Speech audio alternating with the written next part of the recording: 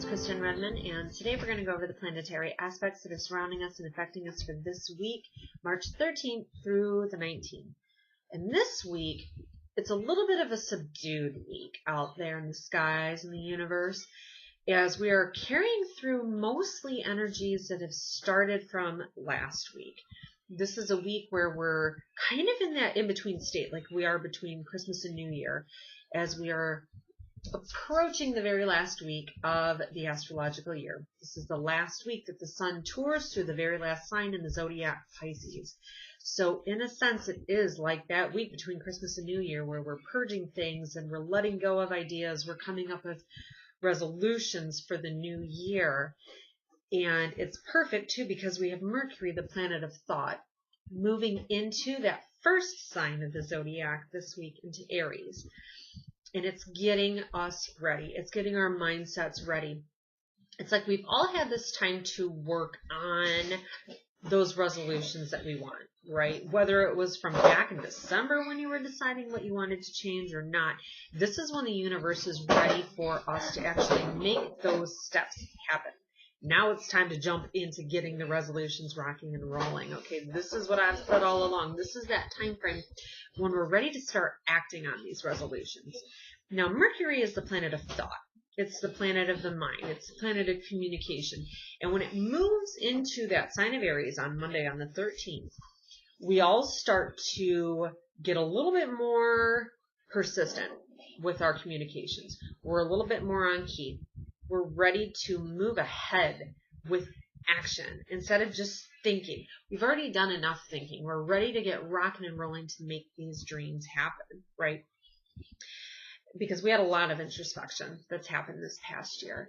And this full moon that started today, okay, this is on March 12th.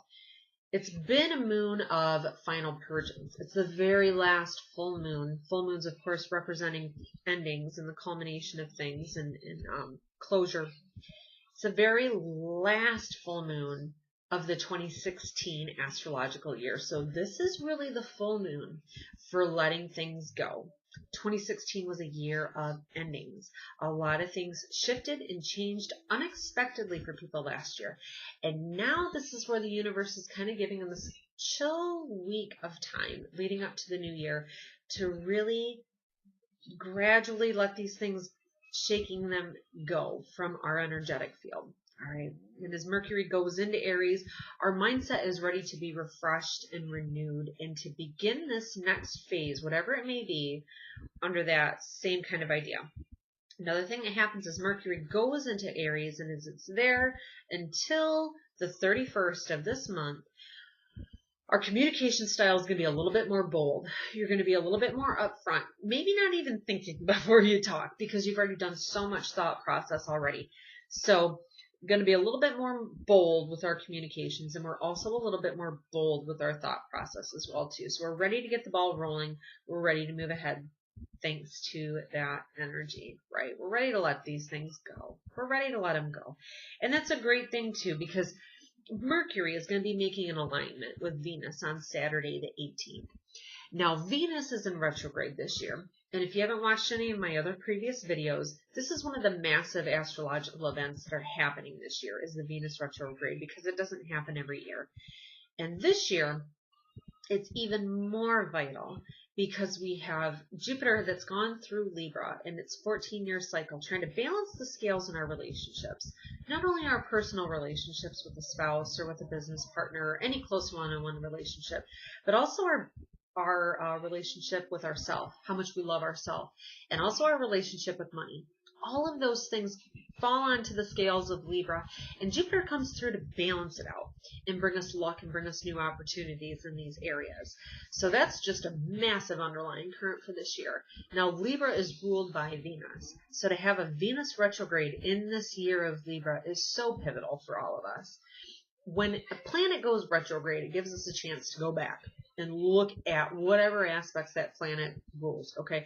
Now, with Venus being in retrograde for this 40 days, and this started last week, and it's going to be going through until April 15th, this gives us a chance to step back and look at how we structure things in our love, in our relationships, in how we take care of our own physical self, our own body, and our mind, and how we take care of that bank account, right, too. What is our relationship with all of the above?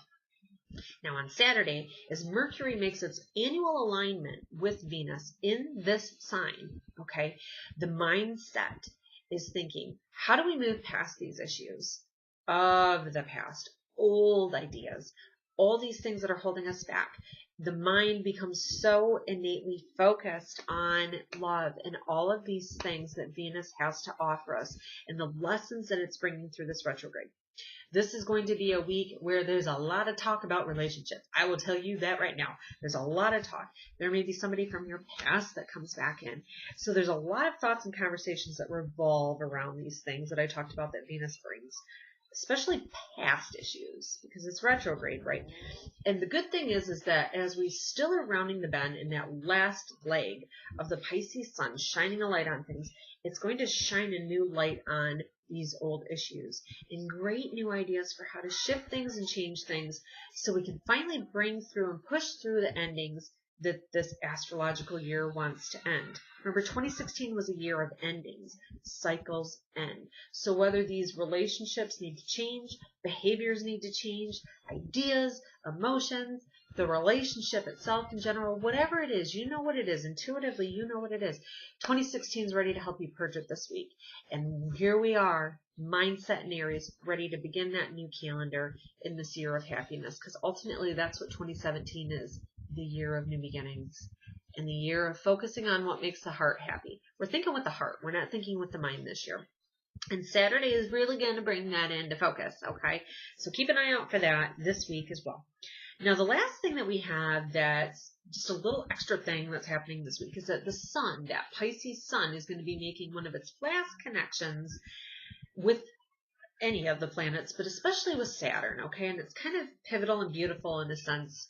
I always see that the way astrology works and the way our planets work is almost like a symphony. And it's so beautiful how they connect with each other. And of course, our sun would want to make a connection with the teacher planet of Saturn as one of its last hurrahs, I suppose, for this year of endings. It wants to remind us of the lessons that we've learned and really feel those lessons and understand them.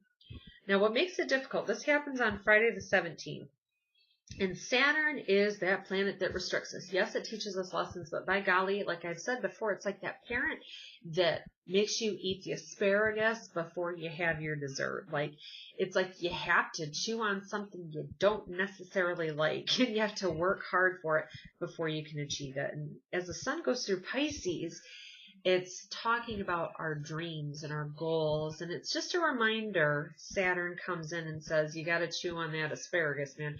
It's like you have to work so hard for these things. And it's just a reminder that it may be a long process. But ultimately, with it being 2017 and the year of new beginnings and the year of happiness, as long as you're focused on what you want, and you've put those seeds into the universe that this is what I want to change, and I'm ready to do the legwork I need to, the universe and God is behind you to make that happen. So just a reminder this week of that long road that may be ahead, okay? And it's weird because it happens on St. Patrick's Day, which is usually the day when everybody's out and bar hopping and having fun. And I don't think that's necessarily going to be the case. I think there may be some things that throw you for a loop and throw a little bit of restriction in there, whether it's actual illness that happens and you can't go out. No matter what it is, the universe may knock you down to have you kind of looking within and doing a little introspection as opposed to partying it up, to kind of think about all those different obstacles we have to face. But ultimately, that strengthens our ability to trust in ourselves, trust in our instincts, and follow with our heart instead of the mind, because that's what 2017 wants us to do in this year. So that's kind of a gist for this week. Let's do a reading to kind of pull it all together here and see what other energy the archangels and energies have to tell us through the process of this last week of the astrological year. New Year's Eve again. Woo woo! This time you gotta stick with those resolutions, though. The universe is ready now. No more putting it off, right? So let's see what archangel's working with us today. So strongly, I feel you. Okay. Oh, look at that. Archangel Zadkiel. Isn't that something? Archangel of the third eye. Okay, and he is the angel of Mercury. He's the angel of communication and thought process. And this week, I can feel him very strongly, helping us to remember what needs to be remembered. Looking at the past accurately, bringing new information through, helping us to facilitate all the guidance and symbols we are receiving through our dreams. He's the angel that helps you kind of cut through the clutter and get to the message. So he's working with us this week. Let's see what his actual message is, though. And I feel like I need to do this 6 times. Yes, because he is the angel for Gemini. Gemini, of course, being ruled by Mercury, and that's a planet of communication and socialization and thought and learning. What do they want us learning here as that sun squares off the Saturn? It's the last aspect of this year, looking back at those lessons. Sorry, I'm going to keep on shuffling.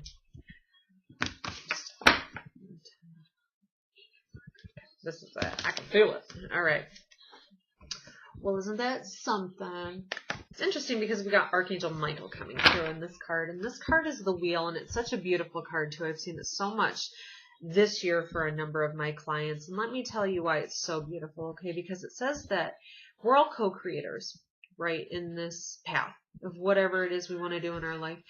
And the good thing is these are things that we kind of determine ahead of time before we come, and the soul incarnates in this lifetime to do whatever it's meant to do this time.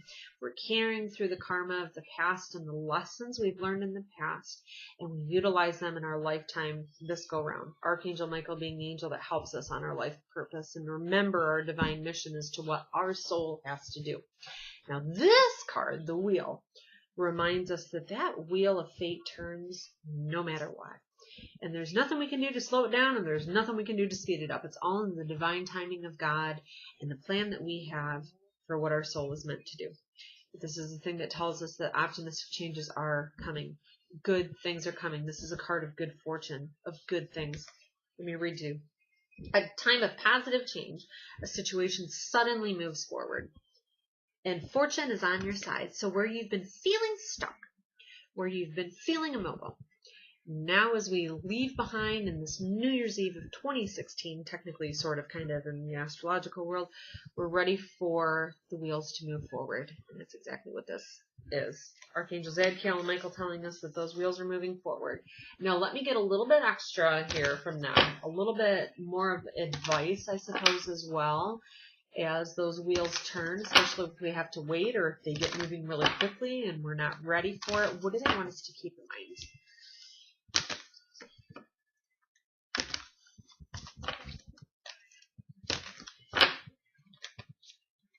Oh, that one kind of jumped out.